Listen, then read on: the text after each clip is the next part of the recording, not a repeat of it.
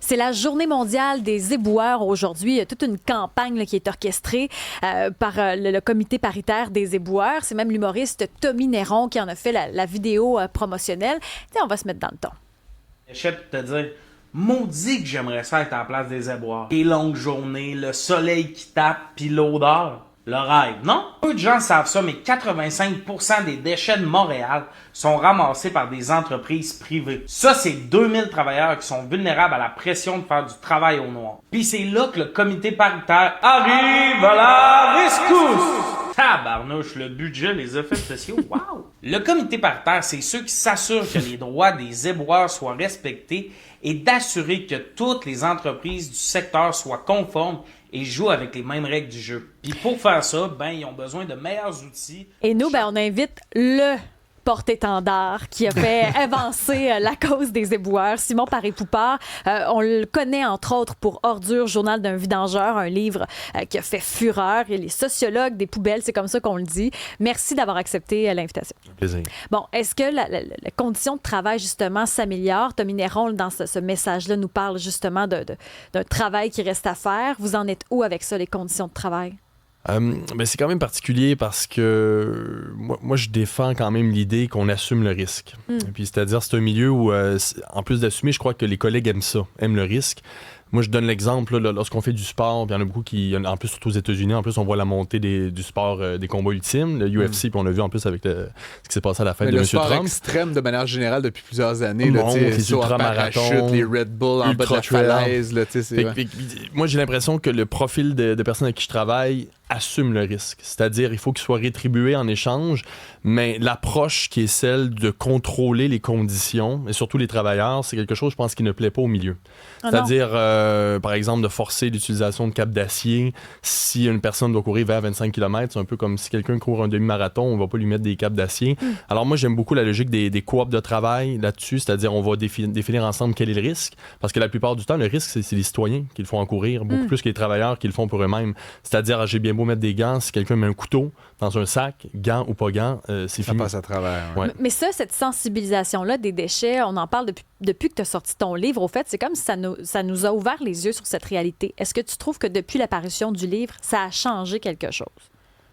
Je veux pas avoir l'air trop cynique. Oui et non, mais c'est sûr qu'il y en a sûrement qui se sont sensibilisés, qui font très attention, mais on est tellement nombreux. Puis bien sûr, il faudrait que le message soit, qu'il y ait des directives, c'est-à-dire il faudrait que les villes et même le gouvernement, à une certaine échelle, le gouvernement provincial, implémentent des changements, mais nommés et implémentés, c'est-à-dire mettre des ressources en place pour que ces changements-là existent. C'est-à-dire, si on laisse un sac sur le bord du chemin parce qu'il y a un couteau dedans, il faut comprendre qu'on le laisse là, puis qu'il ne faudra pas retourner rechercher le sac parce qu'il y a une plainte au 3-1 qui va avoir été faite pour aller chercher le sac.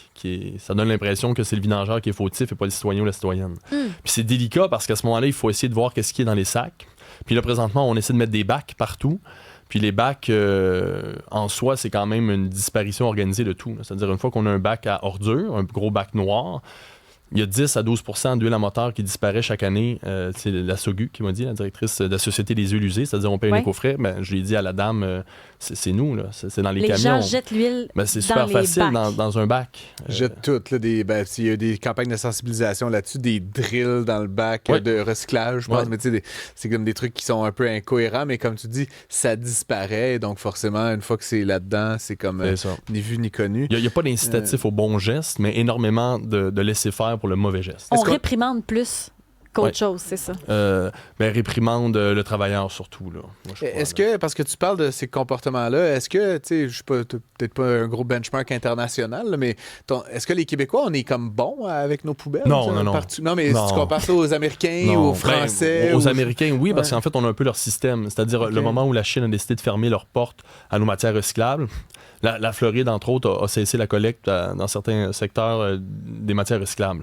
Donc, la Louisiane, on m'a dit qu'il n'y avait pas non plus de voie de collecte de matières recyclables. Après, il y a une grande disparité aux États-Unis. Mais aux États-Unis, le modèle est celui des Américains. C'est-à-dire le waste management, la facilité de jeter à bas coût, ça vient d'un modèle d'affaires américain. Donc, si on a à dire, nous, ça coûte pas très cher, mais contrairement au Japon, on manque peut-être de civilité, c'est-à-dire de se responsabiliser devant ce qu'on met sur le bord du chemin, là, puis ça, on l'a pas du tout. C'est intéressant l'exemple du Japon, parce qu'au Japon, il n'y a pas nécessairement de poubelles comme on voit ici à Montréal, sur le bord de la rue ou ailleurs dans l'eau des autres villes du Québec. Non. Puis si on avait dire comme culture de la responsabilité civile, les Japonais, disons, sont en lien avec leurs déchets vraiment à l'opposé de nous. Parce que c'est-à-dire, nous, si on enlève, puis ça avait été fait au canal de la Chine, on enlève les poubelles publiques, ben, les gens jettent leurs déchets dans le canal. C'est-à-dire, on n'a pas cette culture-là de la responsabilité devant nos déchets, mais parce qu'on part de loin, là. On est dans la facilité de jeter, puis même le droit de jeter. Puis le droit de jeter, c'est normalement un droit, c'est borné par des responsabilités et le droit des autres, mais dans notre cas, nous, c'est un droit qu'on peut faire ce qu'on veut. Là. Mais au Japon, on fait quoi avec les poubelles? Parce que nous, c'est un réflexe. N'importe quoi, même ici, il y a une poubelle, là, quand on sort du studio, on va jeter ça. On fait quoi au Japon? On donne des amendes. Puis Singapour est encore pire. Puis le gros défi ici, c'est que de mettre des amendes, c'est du domaine municipal. Puis à ce moment-là, on risque bien sûr de perdre nos élections. Puis je le dis parce que ça fait du sens aussi dans le sens que c'est très régressif, une amende, c'est-à-dire une personne qui ne sait pas comment bien trier, surtout qu'il y a la modernisation de la collecte, mais là, tout d'un coup, tu fous une amende de 150-200 $. Je comprends que les citoyens et citoyennes peut être un peu fâchés. Alors, c'est vraiment d'essayer de voir quels sont les incitatifs. Puis là, je pense à la Gaspésie, par exemple, qui a dit... Gaspésie, ça coûte cher à enfouir. Donc, le site d'enfouissement, ils ont dû réagir. Puis, 12 collectes par année, parce que c'est le territoire qui coûte cher, le fret des déchets. Puis, ça fait que si tu dépasses, tu payes vraiment une surtaxe. Mais si tu diminues le nombre de temps que tu mets ton bac, on te donne un retour. Fait que des mesures comme ça, je crois, qui sont... Puis, bien sûr, il faut s'adapter. Hein. Là où on est, la gestion des déchets est complètement différente. C'est-à-dire, entre Saint-Michel et le West Island, il y a un monde dans la gestion des déchets. J'allais te poser la question, là, puis tu sais, je veux pas cibler justement des quartiers trop précis qu'on me lance des tomates, mais entre les riches et les pauvres, y a-t-il des différences notoires dans le comportement? Énorme. Ouais, mais les déchets, ça parle beaucoup, on va avoir l'impression que certains quartiers sont plus sales, mais moi, ce que je dis, c'est que ça parle beaucoup des classes sociales. C'est-à-dire, moi, j'ai fait une vidéo où j'étais dans le West Island, de l'Or des Ormeaux, 4 personnes dans 15 000 pieds carrés de terrain, le déchet, il se gère bien. Oui. Mais tu vas à Saint-Michel, 15 000 pieds carrés, 150 personnes, le déchet va devenir saillant, mal trié, il n'y a pas d'espace, il est dans l'environnement immédiat. Donc, ça crée la malpropreté, mais ça parle justement de l'incapacité à bien se loger, à avoir de l'espace. Mais ça, on en parle souvent à Cube. Je sais que Benoît en a beaucoup parlé dans son émission aussi sur le fait que la ville est sale. Isabelle Maréchal en a parlé aussi. La ville est sale. Puis ça, on l'entend, des déchets, il y en a partout. Puis il me semble que c'est pire qu'avant. Comment on explique ça? Ben, c'est pas tant pire parce qu'espacement ou pas, Saint-Michel ou certains quartiers de Montréal-Nord, ça va beaucoup avec la densité de population, puis c'est ça, pas la bonne possibilité de bien les gérer, ces déchets-là. C'est-à-dire, lorsqu'on fait de l'espacement, ça serait possible de libérer des places pour que les déchets, les gens les amènent en dehors de leur environnement. Puis pourquoi pas qu'on déneige ces endroits-là par moment, qu'on priorise la collecte, mais qu'elle soit bien placée, bien gérée. Puis éventuellement, même, ça ferait qu'on pourrait contrôler les dépôts illégaux. C'est-à-dire, si un citoyen fait des rénovations, puis met une semaine donnée ou pendant plusieurs semaines 500-600 livres de déchets qu'il socialise, c'est-à-dire que tout le monde paie pour lui, mais s'il doit les amener à un point précis, c'est plus gênant quand même. Ouais. C'est plus difficile de le faire. Là, justement, parlant de ça, Consigne Action, là, qui décide de mettre des points pour le recyclage, entre autres. Donc, on ne peut plus aller dans les épiceries pour aller porter nos canettes. Il faut vraiment aller dans les points Consigne Action. Est-ce que ça, vous le voyez dans les déchets, qu'il y a plus de matière recyclable parce que les gens ne veulent pas aller chez Consigne Action? C'est pas tant, en fait, non. parce que... Mais moi, j'ai parlé aux valoristes, oui. Marika, puis c'est sûr qu'il y a plus de contenants qui sont récupérés parce qu'il y en a plus qui sont consignés, mais elle me dit qu'effectivement, il y a plusieurs valoristes, surtout en région, qui ont des problématiques. Là, j'ai eu une photo de quelqu'un sur la Côte-Nord que son père collecte des canettes, puis il est rendu qu'il les entrepose parce qu'il n'est pas en mesure d'aller les porter comme avant. Tu sais, une bonne gestion des déchets, c'est une gestion régionale, c'est-à-dire on essaie de rapprocher, de créer des circuits courts, puis là, Consigne Action, bien sûr, provinciale, mais c'est une politique mur à mur qui n'est pas très adaptée aux régions et aux gens qui ont moins de mobilité. Fait qu'encore une fois, on rend difficile le bon geste. C'est hyper particulier. Je comprends que là, ils vont dire que c'est en phase de développement, mais la transition n'a pas été réfléchie. Puis je crois qu'effectivement, à terme, il y a peut-être beaucoup de contenants qui vont se jeter au mauvais endroit. Là. On devrait laisser donc les villes gérer leurs propres déchets. En tout cas, faire les recommandations en partenariat avec les citoyens et citoyennes. C'est quoi leurs enjeux? Ouais. Un peu comme... On a voulu une mesure uniforme aux quatre coins de la province. Simon Paré-Poupard, c'est une question toujours difficile à formuler, mais tu es éboueur encore aujourd'hui. Oui. Pourquoi? C'est le fun. Ouais. Ouais, moi, j'ai vraiment beaucoup de plaisir. Là. C'est comme ta vocation. Oui, mais pour plusieurs, là, il y a présentement un documentaire qui est en préparation avec l'ONF. Puis j'ai amené cette fois-ci Élise Labelle, une réalisatrice. C'est une femme, une fille, elle n'a jamais fait de vidange. Puis ce qu'elle a dit assez rapidement, c'est que la plupart des collègues sont fiers de leur job, ils aiment leur travail. Puis c'est quelque chose que moi je défends. Puis la raison pour laquelle on aime ça, c'est parce qu'il n'y a pas trop de contrôle. Là, on vient sur la première question. Là. Non, mais c'est-à-dire un peu comme si je dis aux gens joue au soccer ou au hockey, mais va toujours dans un corridor, puis va pas trop vite. Les gens vont arrêter de faire du sport. Oui. Fait que nous, on a une approche très sportive du travail. Puis en plus, je crois que la société en bénéficie. C'est-à-dire, on a des travailleurs efficaces qui aiment leur travail. Fait que moi, j'adore ça. Ça me permet de faire là, au moins... tu viens à la radio, t'écris des livres publiés en anglais aux États-Unis. Tes collègues, tu trouves-tu un peu bizarre ou comment ils voient Simon Paré-Poupard? Mais toujours été un peu bizarre. Il doit pas avoir beaucoup de sociologues qui type away leurs livres dans leur temps libre. Je sais pas, peut-être que oui. Là. En fait, je connais pas tellement la faune à laquelle tu appartiens. Mais... Non, pas tant. Mais avant, j'étais intervenant social. Il y en a pas beaucoup. Je pense que ce qui est beau de ce milieu-là, c'est qu'on accepte tout type de marginaux. On approche le 1er juillet. Ouais, Est-ce que vous voyez plus de trucs sur le bord de la rue? Comment ça se passe à la mi-juin comme ça où tout le monde déménage? Et ça l'a changé. Okay. Tout à l'heure, on parlait de la propreté. Les déménagements depuis les rénovictions, la hausse du prix des logements, moi, mon impression très terrain, c'est qu'il y a moins de déménagements. Ah oui? Oui, vraiment. Puis les déménagements se sont étalés dans l'année. C'est-à-dire le 1er juillet, il y a 15 ans, puis il y a même eu un film, 1er juillet, un film québécois. C'était c'était vraiment comme tout le monde. Une journée vraiment spéciale. Je dis pas que oui, il y a un accroissement, mais pas à ce point-là. J'ai envie de dire, un nouveau phénomène qui est arrivé au Québec, qui pour moi prend vraiment de l'ampleur, c'est la collecte des feuilles à l'automne, qui, en termes de tonnage, je serais curieux de voir les statistiques, mais doit dépasser le déménagement. Là. Ah ouais? Du moment qu'on a dit à citoyens, à certaines municipalités, moi, je fais des villes, c'est 4-5 maisons, le camion est plein. Là. Donc, pour moi, ça, c'est vraiment un phénomène. Je te confirme que chez nous, il y a des feuilles. Puis je pense que je contribue à quelque chose. Je suis pas trop clair quoi, là, mais plutôt que de les... plutôt que de les laisser là ou de les envoyer dans la rue. Mais c'est plutôt qu'est-ce qu'on aurait pu faire autrement au moment où on a décidé de faire ces collectes-là. Est-ce qu'on pourrait les composter localement plutôt qu'amener des camions qui s'en vont loin? Il y a quelque chose qui n'a pas été, je crois, réfléchi. On a fait encore une fois une politique mur à mur. C'est ce que Francis dit. Donc, lui, il engorge un peu là, en faisant ça. Ben, c'est que ça dépend à défaut d'alternative. Moi, c'est ça, c'est plutôt qu'est-ce qu'on peut faire là où on est. Mais moi, ce que je sais, c'est qu'il s'est rendu un peu comme un sport. Là. On va mettre tous nos feuilles, le plus de feuilles possible.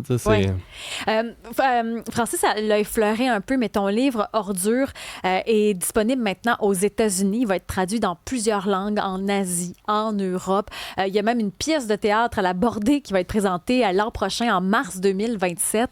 Ce que je trouve intéressant avec ton livre, qui devient donc mondial, c'est qu'on parlait du Japon tantôt. C'est pas tout le monde qui gère ses déchets de la même manière. Qu'est-ce que ton livre va apporter à l'international? Mais j'aimerais leur poser la question, sincèrement. Comme en Corée du Sud, qu'est-ce qu'ils en ont à faire? Qu'est-ce qu'ils en pensent? Oui, qu'est-ce qu'ils en pensent? C'est un peu moins. Mais vraiment, qu'est-ce qui les intéresse? Moi, ça me captive. Ça m'intrigue. Après, j'ai l'impression que peut-être qu'il y a quelque chose visiblement d'universel dans le livre, et c'est peut-être notre malaise devant notre surconsommation, qui est assez généralisée, parce qu'il faut comprendre, là, avant l'ère du plastique et ce qu'on appelle les 30 glorieuses, là, c'est-à-dire à la sortie de la guerre, on nous a dit consommer, c'est être heureux, là, en gros. Avant ça, il n'y avait pas tant de plastique, il n'y avait pas autant de biens, d'objets. Ben, je me demande, tu sais, même dans le temps, là, on achetait de la moutarde. Le pot de moutarde devenait un verre avec des jeux de cartes, là, tu sais, avec trèfle, pique. Bon, tu te rappelles de ces verres-là? Mais donc, ta moutarde devenait un verre. Tu sais, ça se transformait en autre chose. Le trousseau. Oui. Le trousseau, il y avait quelque chose de passation intergénérationnelle. Maintenant, c'est quoi le trousseau? Tu t'en vas en appartement, tu t'achètes du Chez Ikea. Ikea, tu le jettes quand t'as fini. Et voilà. C'est ça. Je vais faire une petite confidence. Je n'ai parlé avec Isabelle tout à l'heure, mais bon, j'ai 2 enfants en bas âge, des couches, ça grandit vite, il y a toujours des... puis on commande sur Internet, là, j'ai une vie compliquée. Je sais pas si je suis dans la surconsommation, mais en tout cas, je consomme. Mais je voulais te faire une confidence, puis je suis sûr que je suis pas le seul au Québec. Tu sais, depuis la petite vie, là, on a comme un drôle de rapport à la poubelle au Québec. Puis j'en fais partie. Le lundi, je dis à ma blonde, chérie, vendredi, c'est le recyclage. Hein? Puis c'est comme toute la semaine, ça m'habite parce que faut pas que je le rate. Parce que si je rate un recyclage, là, mon gars, je ne réponds plus de moi. Faut que j'aille. Est-ce que, tu sais, je suis seul dans ce rapport bizarroïde, problématique, obsessif à la vidange, à la poubelle? Je me souviens lorsqu'il y a eu l'espacement de collecte à Hochelaga Maisonneuve. Ben, notamment, j'étais là la première journée, puis j'ai un citoyen qui me courait après avec un 20$ pour que je prenne ses poubelles. C'est vrai? Et je crois qu'il pensait qu'il n'y aurait plus jamais de service à son domicile. Fait que non, il y a vraiment quelque chose parce qu'en fait, autrement, on reste pris avec. Les gens, moi, j'essaye des fois d'engager la conversation avec les vidangeurs, puis on dirait qu'ils veulent pas me parler.